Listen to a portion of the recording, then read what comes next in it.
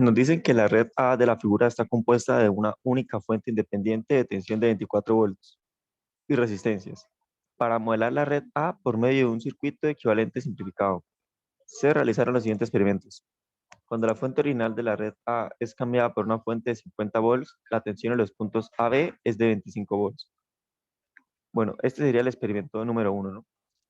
Entonces, lo que yo hice fue, la red A está compuesta únicamente de resistencias y tenemos una salida de un solo puerto que puede ser de cualquiera de esas resistencias. Entonces, pues está la resistencia de la cual tomamos los puerto, y pues el resto de la red se puede modelar como una resistencia R1 que pues realmente no interesa cómo esté conectada ya internamente, podemos tener un equivalente. Y nos dicen que en los bornes AB tenemos un voltaje de 12.5 volts. Entonces, de aquí podemos tener, sacando el divisor, una primera ecuación, que pues las incógnitas serán R1 y R2. Siendo R1 pues la resistencia equivalente del circuito y R2 de donde tomamos los bornes.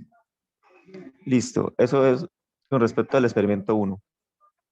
Dice, ahora, se conecta una resistencia a valor desconocido entre los puntos AB con la fuente original de 24 volts. La red A entrega una potencia de 4 watts y la tensión entre los puntos AB es de 3 volts. Bueno, de este segundo experimento sería algo así. O sea, conectamos una resistencia, valor desconocido, tenemos un voltaje que es de 3 volts en esa resistencia y una potencia que es de 4 watts.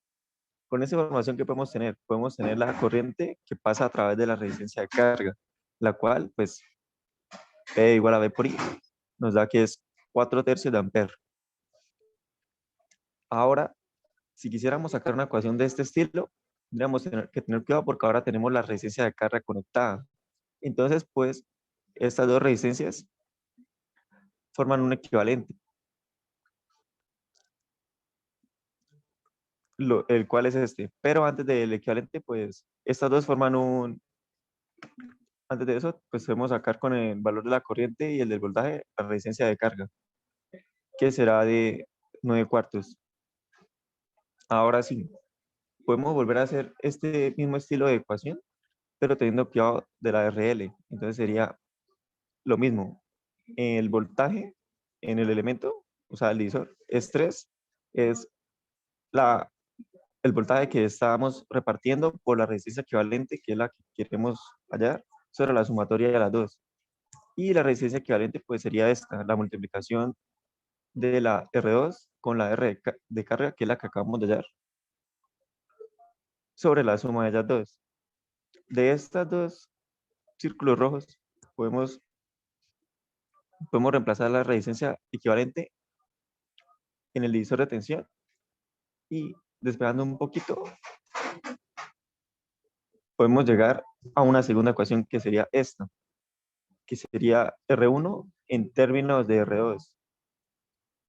Ya con estas dos podemos, las llevamos aquí y podemos reemplazar la ecuación 2 en la ecuación 1.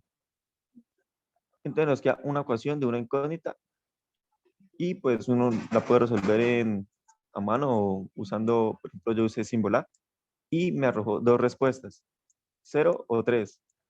Es evidente que pues la resistencia de 0 no podría ser, porque no tendría sentido tener pues entre dos bornes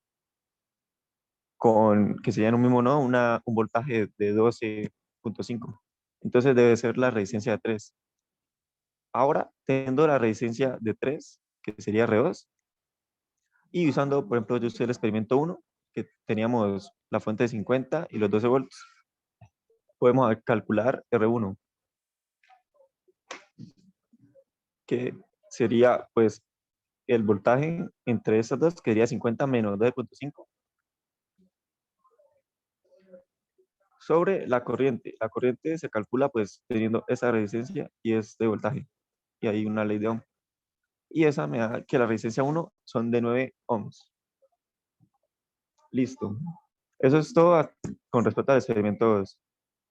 Ahora, dicen, Si se conecta una resistencia de 10 ohms entre los puntos A, B, calcular el valor de la corriente que circula por esta y la potencia que entrega la fuente de 24 volts. Bueno, teniendo R1, que es el equivalente, y R2, que es de donde tomamos los puntos, debería ser sencillo. Y se realiza de la siguiente manera. Primero, tenemos la resistencia y eso, entonces podemos calcular el voltaje, que es común a la resistencia R2, que es de 3, y la resistencia de carga, que en este caso era de 10, con un divisor de tensión, como se hizo acá. Teniendo este voltaje, nos interesaría ahora hacer un divisor de corriente, o sea, en este nodo, ¿no? Entra la corriente verde y sale esta y la morada. Entonces, nos interesa en ese momento acá la corriente verde, que sería lo mismo. La diferencia de potencial en los extremos de la resistencia sobre la resistencia.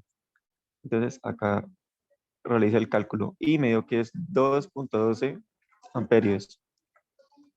Teniendo la corriente verde, ahora aquí realizo un divisor de corriente, pero este se realiza es no con la resistencia en el elemento, sino con las conductancias. Entonces, queda, queda corriente morada o la corriente en cualquier elemento en paralelo que yo quiera hallar, será la corriente que suministro al nodo por la conductancia del elemento que quiero hallar.